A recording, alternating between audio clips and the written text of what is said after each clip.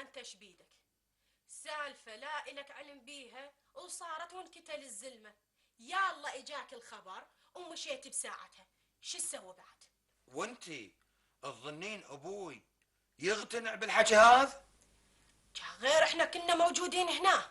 ها قصدك أبوي ياخذ الشور منكن انت وامي؟ يا الله يفك عني. إلا تخلي بيها شيء يلا ترتاح. شنو قصدك فتينة؟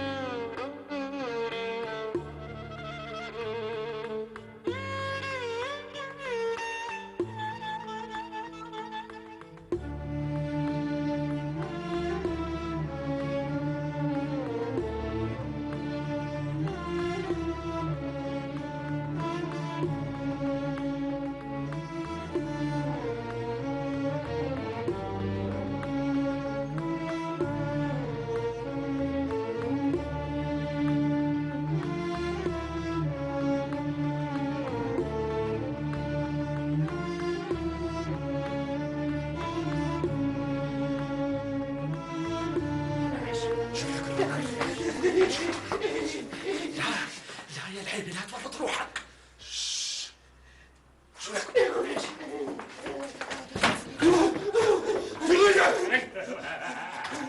ترى روح امه ابوي وهلا حقهم اخوي اترس حلقك رصاص. اسمع دا اقول لك، ترى شلش انقتل عن طريق الخطأ، يعني قتله غير مقصود. اخوي شلش انت عارف الواد بكلها ما يعرف السلاح شنو هي. مش عليكم يقول لكم تبطلوا الرمي ويصيح بعلو صوته بس كم بس كم، وتقول لي قتلته مش مقصوده، كان شلون يصير القصد بعد؟ اخي صدقني ترى احنا كلنا تألمنا عليه، بس شو نريد نسوي؟ قدر وصار. الغدر يا المعاون اللي ياخذ اخوي ياخذ شتاله. شنو قصدك؟ اريد شتاله اخوي. اخي الرمي كان كثيف من الطرفين، ايش مدري احنا منو اللي قتله؟ شاكتلكم كلكم. وروح جدة النوفا مش احنا، دشر هو القتله. شلتان وين دشر؟ ما موجود. خويا الولد خاف ومش له شنو من حتى كنا للناطه يعني حظه. امشوا قدامي يلا. اقول له وروح جدة النوفا مش احنا، احلف وروح جدة النوفا كذب. هاي امشي امشي قدامي طلع الهجره. يلا سيدي يلا امشي قدامي. يلا سيدي يلا امشي. ايش ولا لباس؟ ما يجي ايدك لا جدونا وروح ابوش ايدك. خويا افتح باب السجن. صار خويا شلتاب. خويا حقك سيدي انت ما تدري جاها غير ذلك شفت علينا انا ما فك الباب. يلا ولك. ومداني صار خويا صار. لا يا شتاف، لا يا العيب، انا ضل هنا ما اطلع. عليوي قلت لك ما اطلع عم اطلع اطلع اسم الله شفت انه صاير نار قبل اطلع. لا يا شتاف، انا ما اصير ضد القانون، وان كان غلطت ما عيد الغلط بعد العيب. عليوي خايب ودمشلش. دمشلش ما يروح حدر، وانا عارف مما ناخذه. عليوي خويا شحن علي ما جينا. انا لو منكم اسلم روحي من حيث عارف ايديك ما بلطخ بدم. تحلم يا عليوي، يحلم وياكل معاون كل الوقفه وبوجهي، وجدت على اهلي واخوي واللي دس علي الزوم اخذه بيدي. وين جلست اخوي؟ شنو؟ ليش الجثة مو عندكم؟ لا تركناها بمكانها.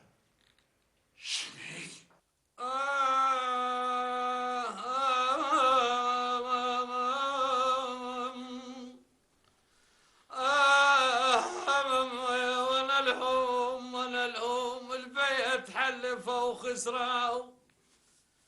البيا تحلفوا وخسروا، وانا الهم وعليهم لف الجنحاني.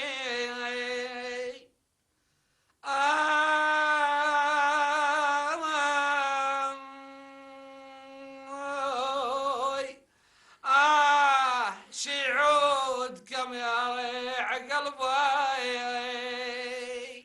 أنا طار النوم من عيني. ما تقوم تلف لك جيجارة وانت تنام. أقول لك كشخيل، أنا حش عيد كلش مدوهني. على شنو هي؟ لو اجى المحافظ شن قل له؟ بستان امه ينداس عصابه وشرطه واحنا قاعدين وما نتدخل. شاح الفزعنا على البستان ومشينا للنقطة وعاتبنا المعاون، شاش نسوي بعد؟ هلا قولا، بس اذا قال من سمعتوا الرمي ليش ما تدخلتوا شن قل له؟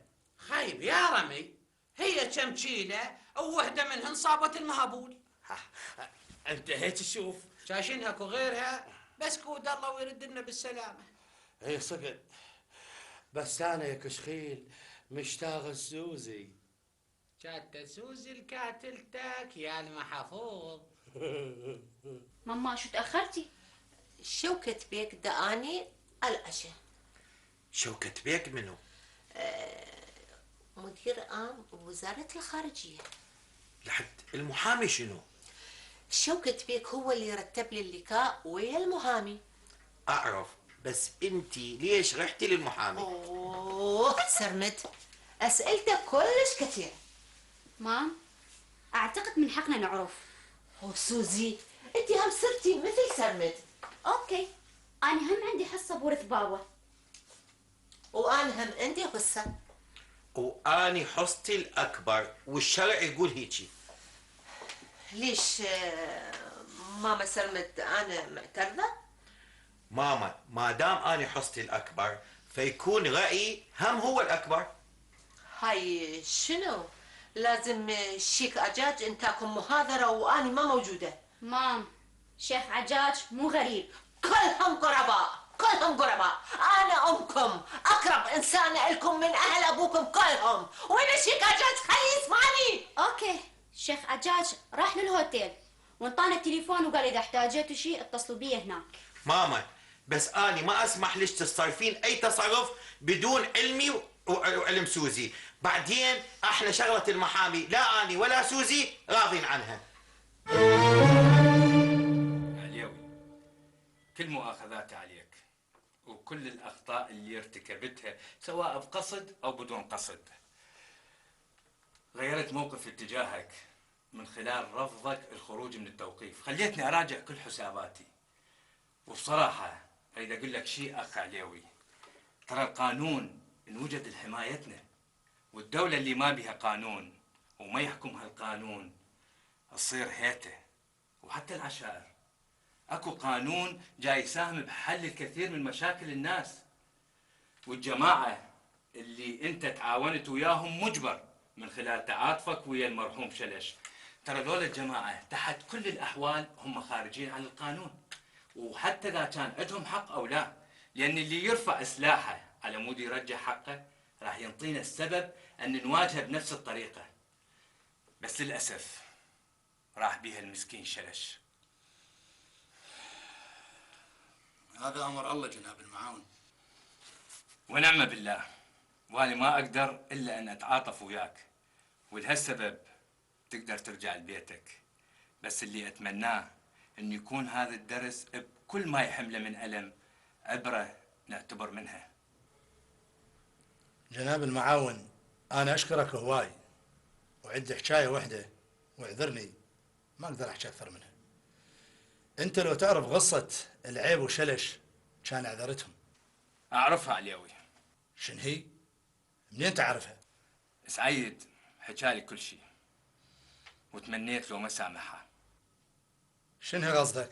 الأسرار اللي فضحها سعيد أكبر من أن يتحملها أي واحد منا عليوي. قصدك شيخة نوعة؟ وأم الشيخ عجاج قال شن قال، ولو فرضنا صحة كل اللي قاله سعيد، شلون راح نثبت انه هي اللي ارتكبت الجريمة؟ والقضية صار لها اكثر من 20 سنة. والمهم اللي عندي موقف الشيخ عجاج عليوي فضيحة، فضيحة عليوي. والحق جناب المعاون. هو هذا اللي مألمني، احيانا يروح الحق من امام عيوننا وما نقدر الا ان نسكت. وتريد نسكت؟ ما أعتقد من حقي أن أطلب منك هذا الطلب، بس اللي أتمناه أنه تبتعد عن المشاكل، وهسه تقدر تاخذ راحتك. أروح لأهلي؟ طبعا. في ماله؟ في ماله. اليوي، منو تعتقد شال جثة المرحوم شلش؟ ربك هو العالم. في ماله؟ في ماله. عريف شلتار ضمد. نعم سيدي. شنو سيدي؟ قل لي هذا المجرم عفيت عنه. اترك موضوع اليو هسه. نعم سيدي. وتقربوا لي شويه. اي. ليله البارحه، لا البارحه كلها، كان اصعب يوم بحياتي. شفت بيه. بس العاطفة أبد ما راح تقدر توفر لنا شلون راح نقدر ناكل ونشرب، ولا تقدر العاطفة توفر لنا طبيب لما نحتاج طبيب من نتمرض. شنو قصدك؟ يعني أنا قصدي إحنا ما راح ناخذ من اليوي أكثر من حقنا، بعدين إحنا ما راح نستولي على أملاكه. أكيد راح يبقى لي اللي يوفر له حياة زينة هو وأمه سينية. ها ماما سوزي، مين شان على التليفون؟ عمو عجاج. ليش ما اجى لي هسه؟ اتصل من الهوتيل يعتذر. ليش؟ قال ما راح يقدر يجي. سوزي